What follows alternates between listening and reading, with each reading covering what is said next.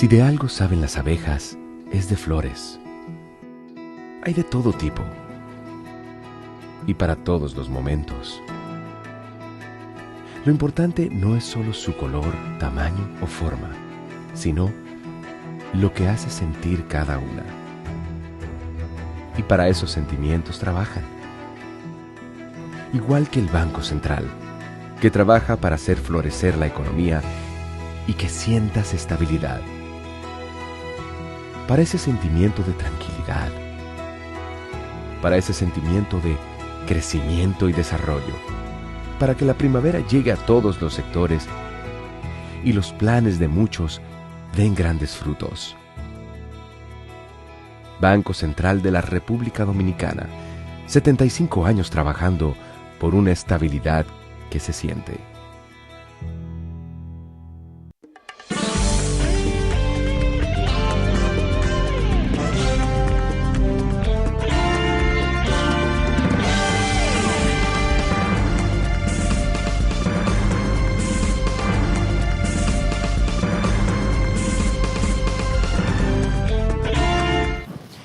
Muy buenas tardes, amables televidentes. Bienvenidos todos y todas a esta cita diaria que es crepuscular y nocturna, que es al final de la tarde, despidiendo el sol o comenzando la noche. Ponga su caridad en buenas manos. Apoye el Patronato de Lucha contra el Cáncer de Villa González Incorporado. Una institución siempre con ancho ánimo sus directivos para brindarle un apoyo a las familias de ese entorno rural y suburbano de Villa González que estén afectadas por una enfermedad catastrófica como es el cáncer. Hay que apoyar ese gesto comunitario, gente muy desprendida, sin ánimo de lucro y libre de advertencia, porque eso es lo principal. Y más, después de ver ese espectáculo ayer, las autoridades policiales fueron a detener y lo detuvieron al esposo y a su señora, gente que administraron el Instituto Oncológico en Santiago, una ONG también, funcionaba así como un patronato. Pero esta gente están acusados de hacer un desfalco de más de 800 millones de pesos allí. Indudablemente que esa conducta degradan estas instituciones que se crean para apoyar al prójimo. Entonces, si hay gente que está señalado por las advertencias de corrupción y de conductas malignas, porque llevan una vida, un derroche, un modus vivendi y el modus operandi de esa institución también, haciendo lo que le da la gana como si fuera una institución privada. Y esa gente dilapidó recursos extraordinarios y además acuñó recursos de esos. Y están acusados gravemente de afectar económicamente esa institución. Pero estos patronatos, como este de Villa González, la diferencia son las personas que están ahí. Que es gente de cristianísima formación, pero gente pulquérrima en sus conductas, en su ética, en su moral, incluso, voy más. El patronato de Villa González está tan bien dirigido, señores, está tan seriamente dirigido, que el presidente del patronato de Villa González fue seleccionado para ser el tesorero de ese instituto oncológico, que fracasó en la gestión de esa gente que hoy o ayer fueron detenidos por las autoridades policiales y del Ministerio Público por su derroche y sus desmanes financieros que hicieron a la institución. Es decir, fíjense si caben estas alabanzas mías hacia esa institución de tantos años, yo aquí rogando a estos altares de este país de que apoyemos esa institución de Villa González, el Patronato de Lucha contra el Cáncer de Villa González. Y la mejor prueba de que nosotros tenemos razón en decir las cosas sin exageraciones que decimos es esa. Es decir, el tesorero de ese instituto averiado, vamos a llamarle así, por esas conductas tan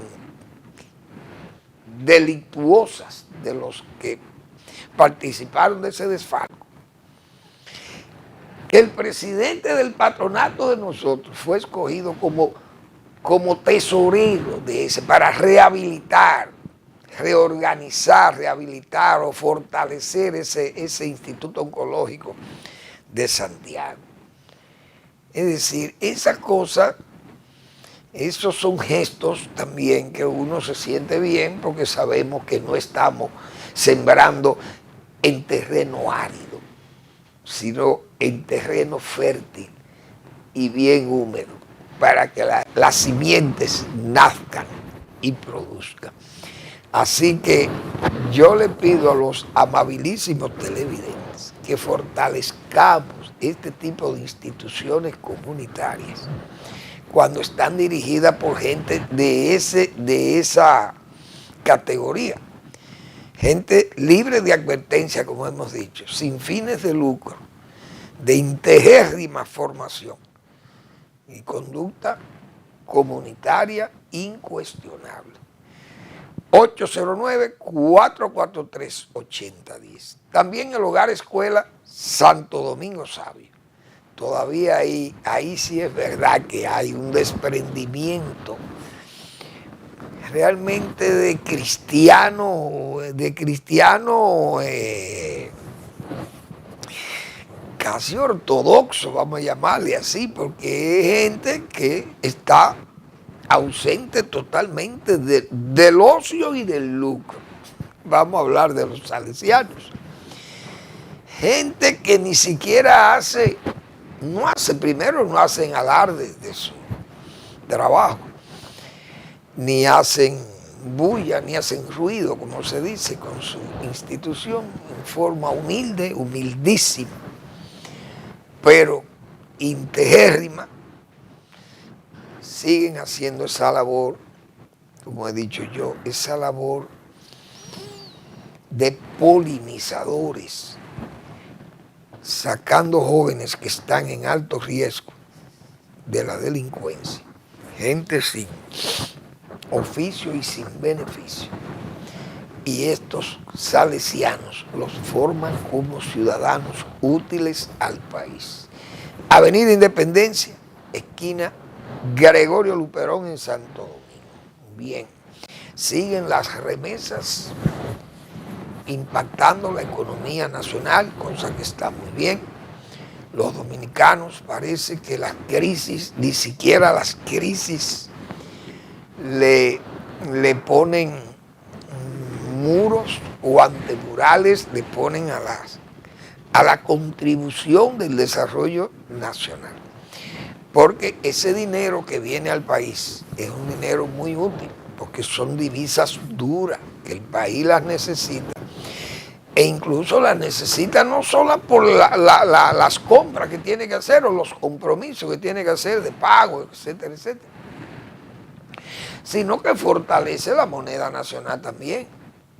Porque la abundancia de dólares aquí, parece que hay muchos dólares aquí en la calle, y siempre ha dicho el gobernador del Banco Central que a este país vienen más de 40.000 millones. Incluso este último año señalaba, creo, el Banco Central que habían entrado 46.000 millones de dólares que había generado esta economía. Entonces eso es mucho dinero, indiscutiblemente que es mucho dinero. Pero de ese 46, señores, los dominicanos en el exterior aportan 11.000 millones de dólares que no se le pone la mano aquí para producirlo. Simple y llanamente son dominicanos que trabajan en el exterior y remesan esos dineros, esas ayudas a sus familiares localmente. Pero ese dinero camina y es un dinero democrático porque es un dinero que se expande. Señores, y 11.000 millones de dólares, cuando usted calcula ese dólar como a 60. Eso, y usted sabe la masa dineraria que es esa. Dios mío. Bueno, el Banco Central ha señalado que en abril, por ejemplo, del año 2025, entraron 893.6 millones. Sin embargo, ya en en abril pasado de este año, entraron 893.6 millones de dólares. En abril. En mayo, 1.090.2. Es decir, que casi 200 millones de dólares más entraron al país en mayo. Y eso hace un total de 5.170.1 mayo-enero. O enero-mayo. Es decir, en 5 meses, estamos hablando que promedian más de 1.000 millones de dólares por mes que entran al país. Y si eso es así, van a llegar a 12.000 millones. Alrededor de 12.000 millones de dólares al final de año. Eso es un dinero que mantiene, le da fortaleza a la economía, indudablemente. Igualmente la inversión extranjera. Bien, entonces, no hay duda que las opiniones de organismos internacionales como el Fondo Monetario impactan porque yo creo que hasta hacen variar las banderas de lucha, yo lo voy a decir así, de la propia oposición. Aquí hemos dicho otra vez, o muchísimas veces, que el buen desempeño económico en los estados, en los gobiernos, mejora moralmente esos gobiernos. Y yo me he atrevido a decir aquí muchas veces que gracias a ese manejo macroeconómico, de esos fundamentos de manejo macroeconómico, esa estabilidad y esa habilidad y destreza de ese equipo económico que maneja la economía ahí en el Banco Central, he dicho yo que políticamente este gobierno y el PRM no son hoy ceniza. Porque todo el mundo sabe que esa estabilidad económica da estabilidad política. Porque aunque la gente diga que no se revierte ese desarrollo, ese crecimiento, pero todo el mundo sabe que si fuera negativo el crecimiento, la gente estuviera tal vez con apuros mayores, más desempleo, porque cuando hay crecimiento, por lo menos tiene que haber un crecimiento en el empleo, aunque sea informal, pero hay un incremento en el empleo. Si la construcción camina, se avanza con números buenos, la ferretería y los que venden materiales de construcción, si tenían poco personal, suman más personal para atender más rápido a los clientes. Eso es una cuestión evidente.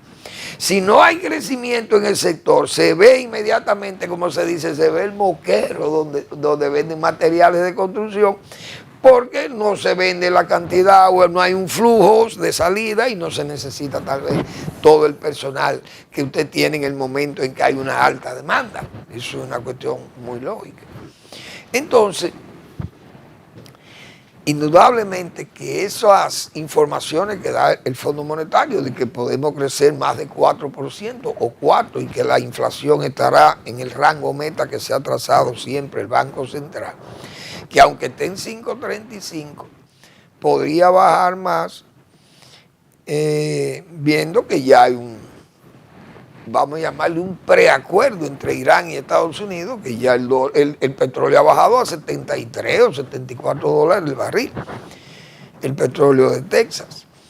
Entonces, Si esto se estabiliza, ese precio del petróleo se puede quedar entre los 60 o 70 dólares, tal vez un tiempo, pero no es igual que 90 o 100 dólares el barril, eso está claro. Entonces, si esos números se mantienen localmente, aquí decíamos nosotros, la oposición se le hace más difícil luchar contra un gobierno, porque no hay como una motivación para decir, emborrachar un poco la calle.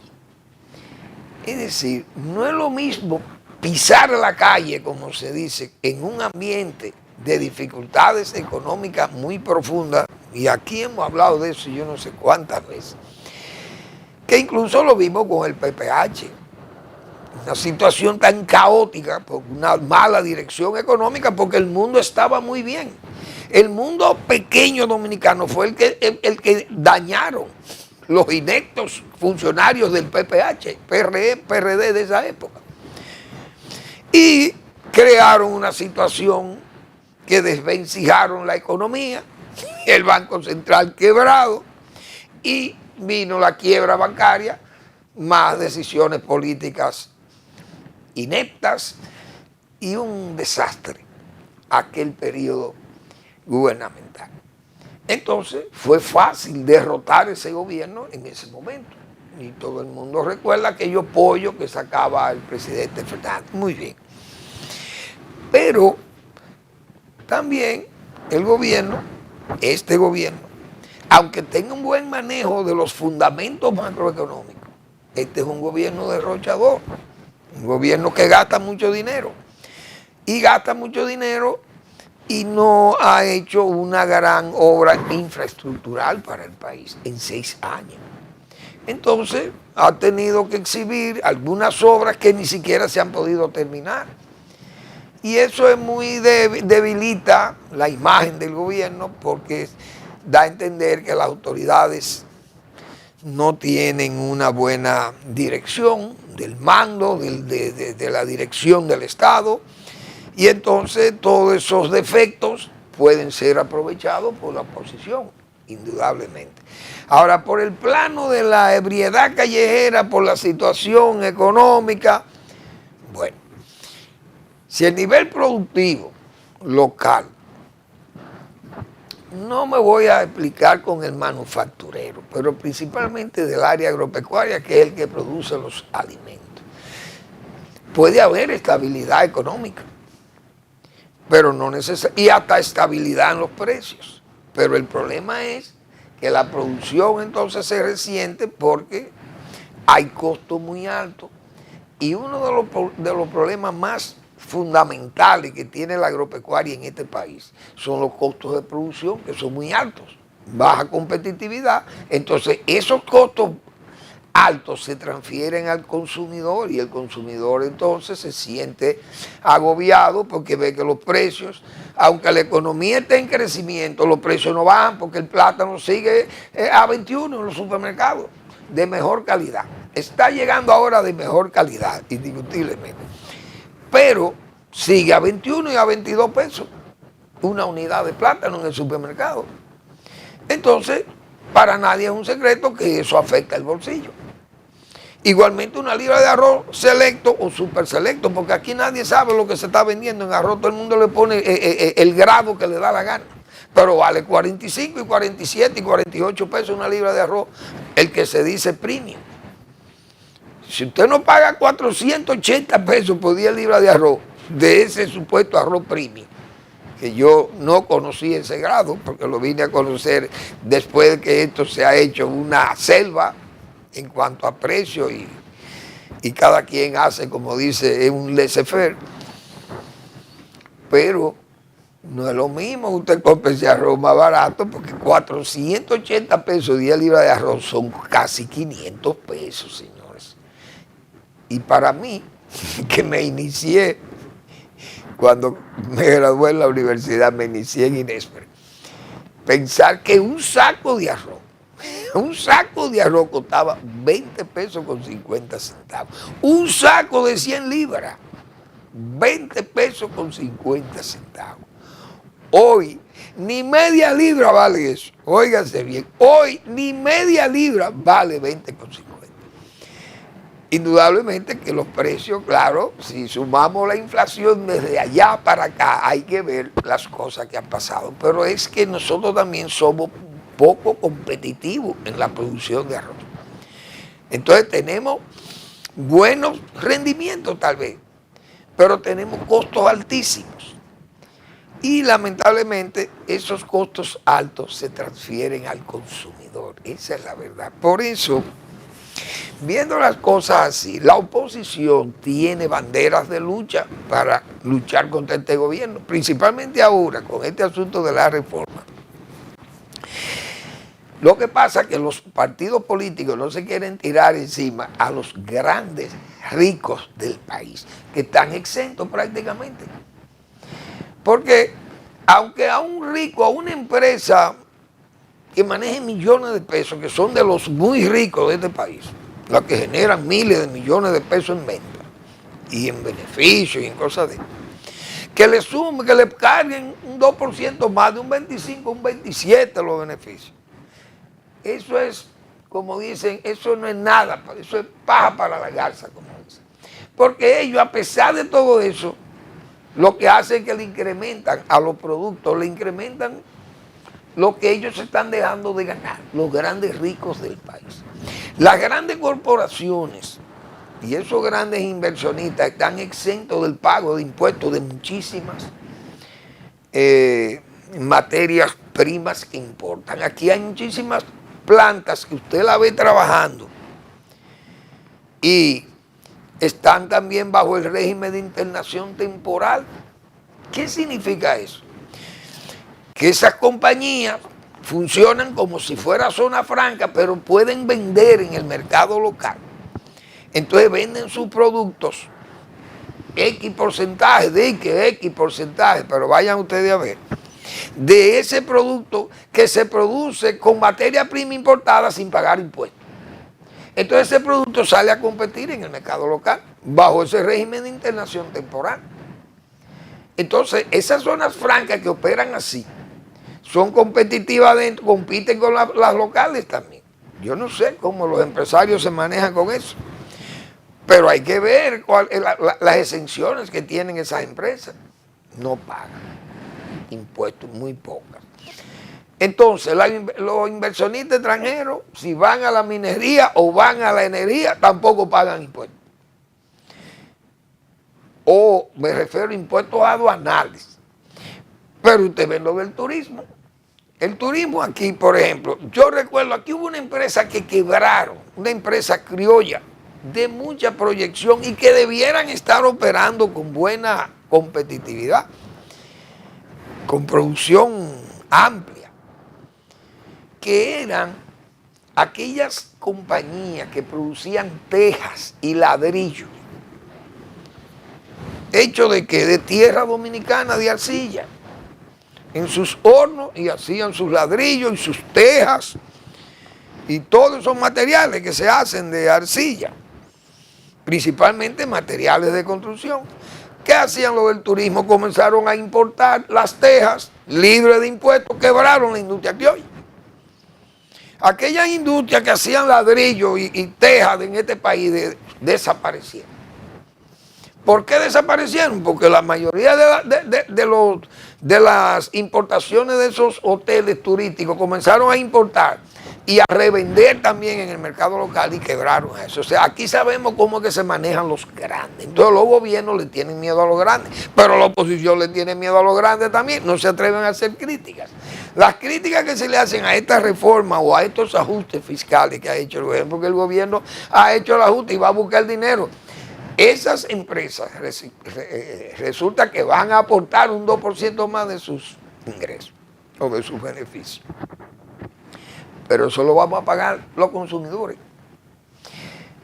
Los impuestos, por ejemplo, que paguen salarios de 400,000 en adelante, se le van a aplicar más impuestos. Bueno, esos son ejecutivos de empresas, la mayoría, y de instituciones muy fuertes que pueden pagar salarios de esos niveles.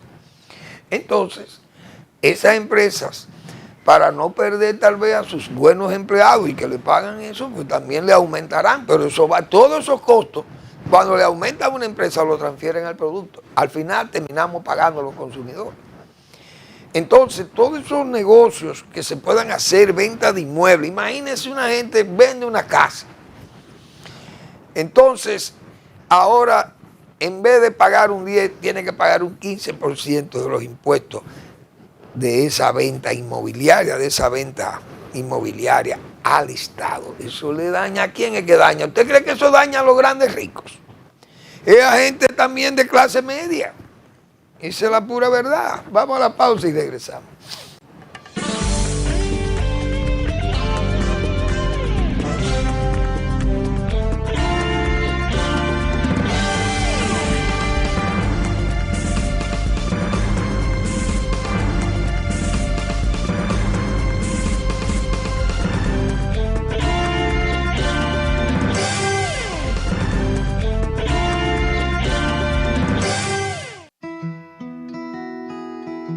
Si de algo saben las abejas, es de flores.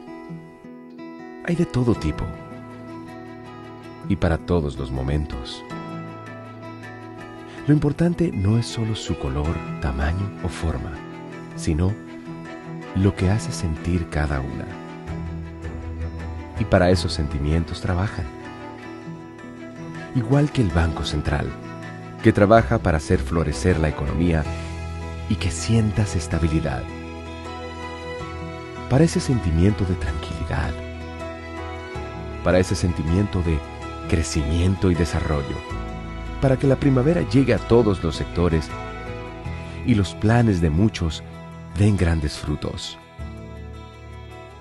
Banco Central de la República Dominicana, 75 años trabajando por una estabilidad que se siente.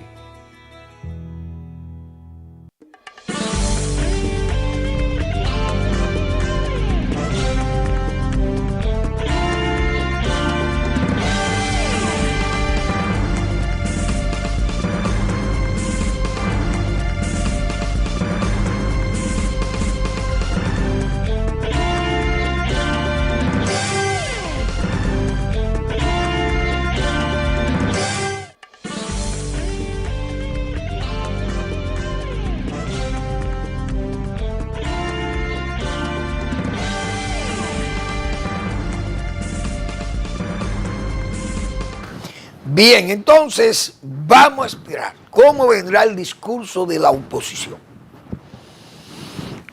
El PRM es un partido donde se nota cuando atacan, cuando ellos se ven, como dice, acorralados, aparece la cólera, como hemos dicho, la cólera sectaria les surge. En el PRM, hay una vocación a, como dicen, a saltar como los felinos sobre la oposición cuando le mencionan algo y se refieren inmediatamente a lo que hubo en los gobiernos anteriores, que son los dos partidos que están en la oposición, ya gobernaron 20 años atrás. Es decir, cualquier imprudencia de hoy que se cometiere ayer, se la sacan, como dicen, y se la roban a su propio pie.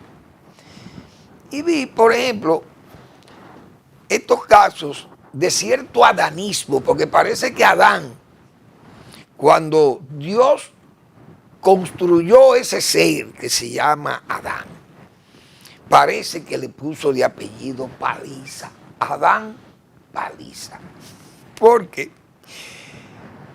yo leí unas declaraciones del señor Paliza en Santiago. Nadie nunca, ningún gobierno nunca antes había invertido 110,000 millones de pesos en Santiago de los Caballeros. Pero señores, ¿cómo usted puede esperar que un gobierno, por ejemplo, para irme a los gobiernos más menudos, aquellos que no tomaban préstamos para dejar una obra inconmensurable? ¿Cómo usted puede aspirar que un régimen que recaudaba lo que recauda este gobierno, recauda en un día lo que recaudaba el gobierno de Balaguer en 12 meses. Léase. Balaguer llegó a recaudar al final de su mandato en 1996. El máximo de recaudaciones fueron 24.000 millones de pesos. Usted está oyendo, señor Paliza, porque yo creo que los políticos tienen, señores, vamos a ser más serios o más coherentes o más prudentes hablando. Porque ¿qué gobierno podía utilizar 110.000 millones de pesos para invertirlo en Santiago de los Caballeros? Ustedes lo están invirtiendo porque han manejado 5 billones de pesos. 5 billones de pesos. Si Balaguer hubiera usado 5 billones de pesos, hubiera hecho de Santiago Nueva York. Usted está oyendo, caballero. O hasta don Antonio Guzmán o Salvador de Blanco, cualquiera de los gobiernos, o Hipólito Mejía, o Leonel Fernández y Danilo Medina. Porque usted no puede. ¿Quién podría usar 110.000 millones de pesos en Santiago? Adán. Entonces, Adán Paliza sale con esa, diríamos, ese impulso sectario, típica de esa cólera sectaria, porque he dicho, es una cólera felina que sale del PRM. Entonces, mérito tienen aquellos gobiernos que sin dinero o con lo poco que se recaudaba, hacían grandes obras con recursos propios. Porque usted camina hoy por la Estrella Sadalá, pero ¿quién le hizo la calle Estrella Sadalá? ¿Quién hizo la avenida Panavarrete? ¿Quién hizo la avenida de Inver, la avenida, qué sé yo qué, la avenida que va a Ensanche Libertad, por ejemplo? La entrada de Santiago, la calle, la vivienda de Santiago, Los Reyes. Eso lo hizo Balaguer con peso. Y Trujillo hizo, ¿cómo se llama aquello? El canal de riego de la Herradura y el canal de riego Navarrete, con centavos, como se dice. Ese puente, hermano Patiño, ustedes no lo pueden hacer si no buscan un préstamo. No pueden hacer un puente como el hermano Patiño en Santiago, pero Balaguer lo hacía con recursos propios. Entonces, yo creo que ustedes tienen que dejar eso, pero esos son materiales que tiene la oposición como bandera de lucha. Atacar el adanismo del gobierno. Que nadie, dice el señor Paliza, nadie nunca ha invertido 110.000, leí por ahí, 110.000 millones de pesos en Santiago. Señores, óigame, yo a veces peco tal vez hasta de exagerado aquí, pero es que estoy diciendo una verdad. Los gobiernos de don Antonio, el gobierno de Antonio Guzmán, el gobierno de Salvador de Blanco y el último gobierno de Balaguer, señor, porque el de Salvador de Blanco recaudaba todavía mucho menos y el de don Antonio todavía mucho menos más que esos. Y el de Balaguer hasta el 78 también mucho menos que lo que estamos diciendo. Entonces, en el 1996, ese gobierno de Balaguer, que fue el que más recaudó de todos los anteriores, llegó a 24.000 millones de pesos. Después, en el gobierno de Leonel Fernández, creo que llegaron a 40.000 o 45.000 millones de pesos. El gobierno de Leonel Fernández, que duplicó prácticamente las recaudaciones fiscales. Y el endeudamiento bajó, más de 200 millones de dólares le bajó al endeudamiento ese gobierno de Leonel Fernández. Es decir, usted tiene que tener alguna prudencia para hablar. Por eso digo, entonces, ¿cuáles son las banderas de lucha? Yo anotaba cosas, por ejemplo, aquí, que la oposición tendrá que sacar porque no hay forma de usted criticar la economía que tiene un manejo macroeconómico. Es verdad ahora que la distribución, las desigualdades, la oposición tiene que señalarle eso. Este gobierno, por ejemplo, en el área agropecuaria no ha captado un metro de tierra. Bueno, vamos a suponer que no quiera captar terrenos, que no le interese la reforma agraria, porque está a la vista que el proceso es de liquidacionismo agrario. como hemos señalado tantas veces aquí.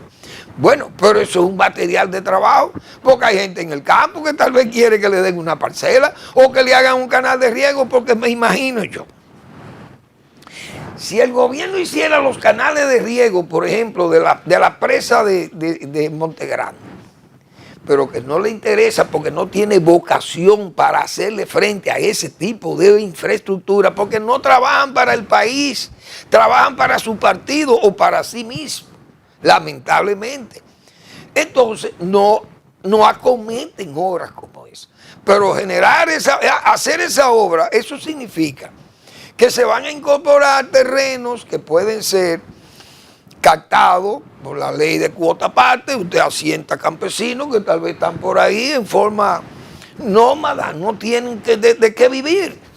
Son peonadas todavía mendicantes en esa zona sureña profunda, donde hay las oportunidades son menos. Pero hay que hacer el canal de riego o hacer la infraestructura de riego que permite incorporar a la gente al trabajo. Porque usted no puede esperar que esa gente va a venir a incorporarse, a trabajar a la capital y va a ir a vivir allí a los cordones de miseria y a las cañadas, a vivir en condiciones infrahumanas. Vamos a tratar de que esa gente se quede por allí. Pero estos gobiernos no tienen esa vocación. Eso es material de trabajo político, pienso yo. Si yo fuera un aspirante, estuviera yo enrotrándole eso al gobierno. Por ejemplo, la falta de infraestructuras. Dice Paliza que han construido, tienen 200 obras. Si yo soy oposición en Santiago, yo voy sitio por sitio y hago quedar mal al gobierno con eso. Porque el presidente anunció el 27 de febrero pasado, había anunciado 700 y pico de obras que están en ejecución y se habían entregado y que 200, qué sé yo, cuántas obras, dijo el presidente. Y citó provincia por provincia todas esas obras. Bueno, yo no me acuerdo ni cuántas miles de obras en construcción. 200 obras allí, 200 por aquí, 100 por allí, 50 allí, que la provincia está. Aquello fue un festival de información. La oposición tiene un material de trabajo ahí para decirle al gobierno que el gobierno no cumple con las promesas. Y miren, prometió 200 obras en Nagua, o 56 obras en Nagua, no hay 3 hechas. Bueno, pues entonces eso es bandera de lucha, como usted dice. Es bandera de lucha la deuda externa. ¿Cómo es posible que tengamos que pagar casi 400.000 millones de pesos de deuda externa? ¿Y dónde está ese dinero? ¿Qué se ha hecho con la deuda? Bueno, es decir, hay material para que la oposición ponga en apuro al gobierno. Definitivamente. Y hay más, los servicios públicos, los caminos, las carreteras, las que no están hechas porque el gobierno inaugura carreteras que le reconstruye, carreteras que pavimentan, que hacen una alcantarilla allí, muy bien.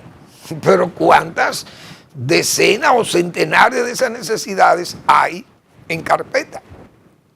Escuelas, 4.000 aulas. ¿Dónde están esas 4.000 aulas? 300.000 o 400.000 niños que están fuera de las aulas. Esas son banderas de lucha, pienso yo, para que la oposición pueda hacerle frente al gobierno.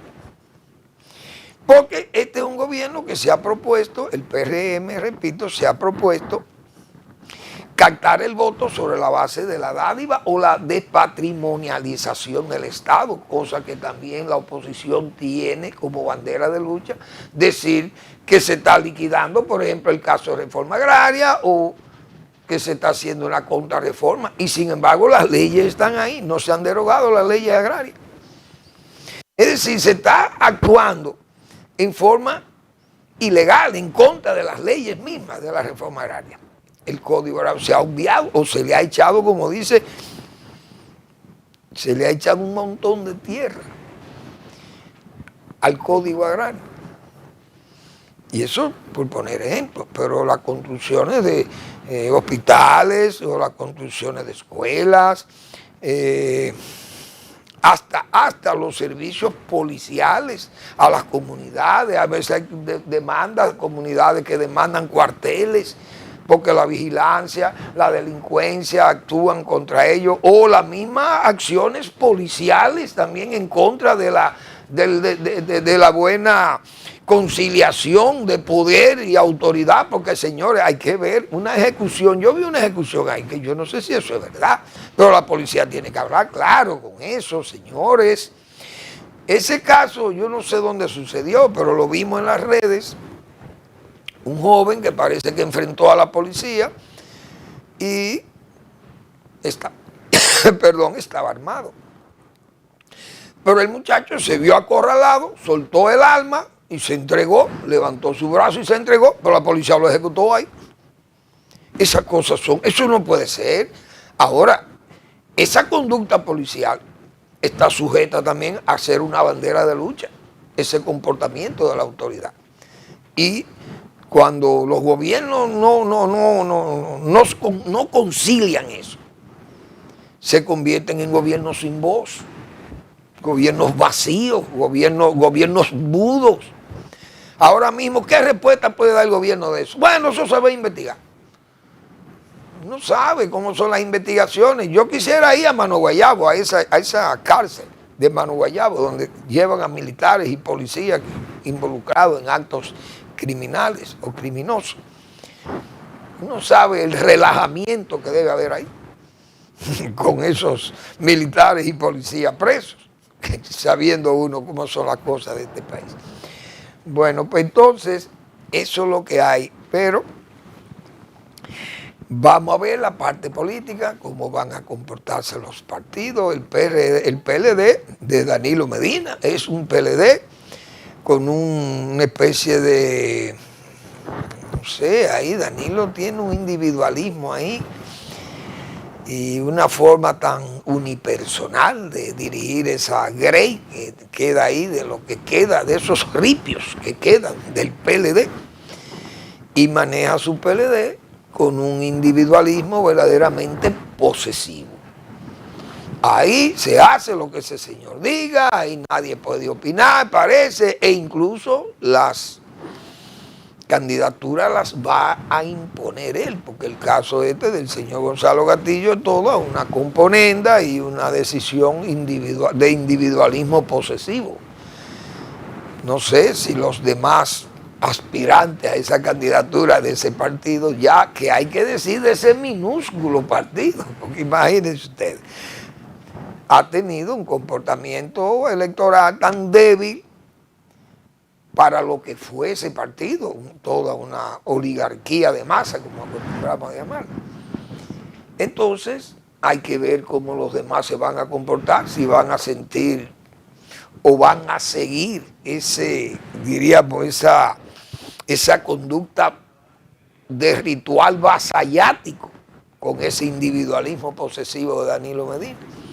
Entonces, la oposición que le hace al gobierno también se ve débil, porque está también atrapado con imputaciones graves de corrupción, no solo los periféricos de ese partido, militares que sirvieron en la escolta presidencial o funcionarios de diferentes instituciones públicas que están en justicia, sino la propia familia del presidente, que está involucrada en actos gravísimos y ya condenado. Uno de sus hermanos condenado a 7 años de prisión por corrupción masiva. Entonces ese partido indiscutiblemente está limitado a sus críticas, a ser una oposición cerril o no cerril, pero sí una oposición brava, porque tiene esos impedimentos morales. Entonces, el gobierno realmente sabe eso y quizá piensa que puede llegar al periodo electoral sin esas presiones de una oposición que le atosigue, que le exija, pero hay material para trabajar ahí una oposición al gobierno de Luis Abinader, porque es un gobierno que anda, como ya hemos dicho otra vez, en un gobierno coloquial, en un veleteo, y se le escapan cosas que son de carácter, diríamos, de Estado, se escapan, se esfuman, porque no hay una conciliación de poder y autoridad. Y ahí están las evidencias, muy claras, tan de bultos, tan obvias, hemos dicho, que no hay que forzarse mucho en la vista para usted verlas y tocarlas. Vamos a la pausa.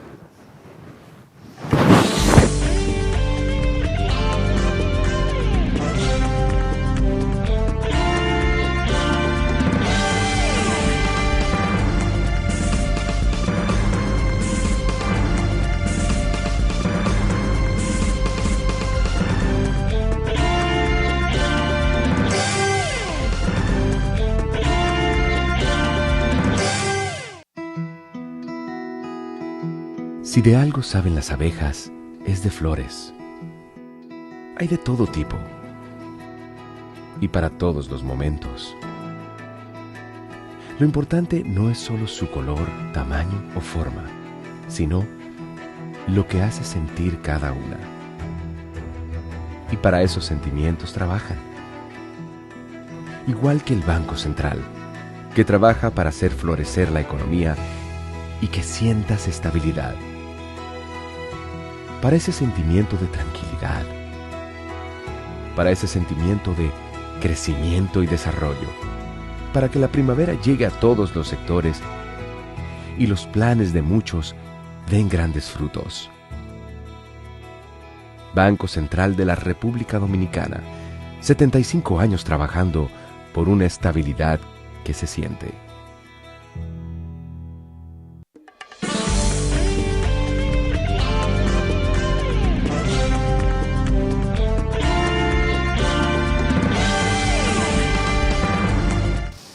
Bien, uno de los puntos más débiles que está acumulando este gobierno y que es una bandera de lucha para la oposición es el de la corrupción. Aún los gobiernos del PLD se vieron envueltos en actos de corrupción, ¿ok? Tanto en el gobierno de Leonel Fernández como en el gobierno de Danilo Medina hubo eventos de corrupción grandes, masivos, indiscutiblemente, no se puede negar eso. Y gente señalada con mucha, diríamos, con mucha rectitud y con muchas pruebas y con seriedad también en los señalamientos que se hacían. Pero eso no es obvio para que a este gobierno no se le diga que ellos no son impolutos y que todas aquellas promesas de limpieza en el manejo de las cosas públicas o de los bienes públicos ha sido falsa. Eso es bandera de lucha, la corrupción para este gobierno. Por ejemplo, el agua potable es un área de ataque al gobierno, que lo pueden hacer fácilmente, y el PLD tiene fuerza moral y ética para eso, y la misma fuerza del pueblo, porque trabajaron en esa área. El agua potable la trabajaron esos gobiernos, hay que ser realistas. Sin embargo, el gobierno dice muchas veces, nosotros nadie ha invertido lo que nosotros hemos invertido en agua. Dice el gobierno o los funcionarios adanistas de este gobierno. Pero es que cuando hablan así no se dan cuenta que están manejando 5 billones o más de pesos. Yo creo que Leonel Fernández habló de trillones. Eso son cosas mayores. Pero es que este gobierno ha manejado una suma de dinero extraordinaria. Aparte de todos esos millones de dólares, 40.000 millones de dólares, y todavía Aerodón le dio 750 millones de dólares. Y eso está todo, eso se ha ido, como se dice, eso se ha ido por las alcantarillas. Todo eso son banderas de lucha, pago de los intereses, de la deuda misma, como señalaba. El descuido que pueda haber, por ejemplo, como dije, en esa parte del agro. Es decir, la oposición tiene material para subir y, como se dice, encaramarse en el lomo del tigre o en el lomo de ese caballo, ¿cómo le llaman esos caballos? Bueno, por ejemplo, como Bucéfalo u Otár, aquel caballo de Atila. Esos caballos con esos briosos lomos, como dicen, son difíciles de montar, pero usted se monta. Si es un buen jinete, se monta y el caballo lo respeta también. Entonces hay muchas áreas que pueden ser vitales para la oposición. Porque, repito, por el área de ese manejo macroeconómico y la estabilidad, se van a mantener eso. Claro, hay inflación, viene de atrás, pero no va a haber el colapso que hubo en el 2000-2004, no lo va a haber. Igualmente, aquel periodo 82-86 de manejo económico, de imposiciones de esas medidas fondo monetarista y aquella política también un poco absurda en el gobierno de Salvador Blanco, eso no lo van a ver porque tiene un equipo ahí que trabaja en la estabilidad. Pero tiene la oposición que derivar hacia estas áreas como banderas de lucha, he dicho yo. Bueno. También en estos días se ha demostrado que hay cierta pervivencia, vamos a decir así, en la personalidad de Leonel Fernández. Atacando a Leonel, que está viejo, dice uno, otros dicen que que ya su ciclo histórico ha pasado. Pero señores, en el mundo está lleno de septuagenarios gobernando el mundo. Y huelga a citarlos, porque aquí lo conocemos muy bien, porque ahí en el Potomá, hoy precisamente o ayer, cumplió 80 años el señor Donald Trump, que ha ganado elecciones en forma masiva en los Estados Unidos. Ah, pero que Leonel está viejo, pero bueno, en Estados Unidos entonces los jóvenes no votan en Estados Unidos. Es decir, en Estados Unidos no hay jóvenes. Un país que tiene 360 millones de habitantes, los jóvenes no votan en Estados Unidos. Es decir, son los viejos los que votan a favor de Donald Trump y de Joe Biden y de esa gente vieja. Y entonces, ¿cómo que no vamos a entender, como dice? Entonces hay cierta pervivencia con tratar de causarle molestia a Leonel Fernández. Leonel Fernández es un hombre muy pasivo, prudente, callado, no hace ruido, un hombre que no vive en paganía, hay que decir eso. Leonel Fernández conoce los temas y conceptualiza sobre los temas globales. Entonces no es un hombre que está acabado, pero se han prestado voces mercuriales, que las hay, que trabajan para su propio lucro. Uno es asesor político del gobierno y ese en una posición antihistórica porque fue asesor de Leonel Fernández. Ahora lo descarta por viejo, dice, y porque ya su ciclo histórico pasó, pero el ciclo histórico de Trump había pasado. O el de Balaguer, que Balaguer nosotros lo elegíamos ciego e imposibilitado de caminar. Aquel musgo, como yo a veces he dicho, pero qué roca granítica estaba en el espíritu de aquel caballero. Entonces yo creo que aquí hay una cierta, hay un cierto interés viendo que Leonel Fernández, su candidatura, puede competir, puede sacar de competencia a mucha gente aquí, puede darle una sorpresa también a un gobierno que ha sido, su base popular ha sido sobre la base de lo dadivoso, pero en cuanto a exhibir fuerza y trabajo, el gobierno ha demostrado que ha tenido lagunas muy importantes. Entonces, no hay duda que eso es así. Yo siempre he hecho este chiste, esta anécdota. Antonino el Piadoso, hombre de esa Roma, dijo que ningún príncipe ha matado a su sucesor. Claro, parece inexacto, no aplica tal vez en el caso de los monarcas, que se matan padre e hijo, se matan uno con otro en heredero de tronos. Bien, no es así, sino que el Estado o el poder, nunca el poder se queda vacante porque alguien lo va a ocupar, a pesar de todas las conjeturas y todas las artimañas que se puedan levantar contra eso. Entonces, siempre se va a ocupar el poder. Nerón mataba a todo el senador que le pareciera su sucesor, lo mandó a matar. Y Diocleciano eran iguales. Sin embargo, cuando preguntó por Galba, o le refirieron a Galba, que era un senador ya muy viejo, septuagenario, dijo, no, Galba está muy viejo. Pero resulta que Nerón se mató y el que lo heredó fue Galba, con un septuagenario. Ese fue el emperador que se quedó en Roma.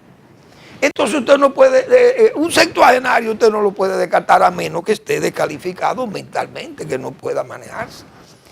Es decir, esa pervivencia de ataque contra Leonel es porque parece que los mangos son tipo mingolo, los mangos que tiene la mata que se llama Leonel Fernández, que son muy gustosos. Bien, gracias por su atención. Nos vemos mañana en otra entrega de Al Final de la Tarde, Despidiendo el Sol o Comenzando la Noche.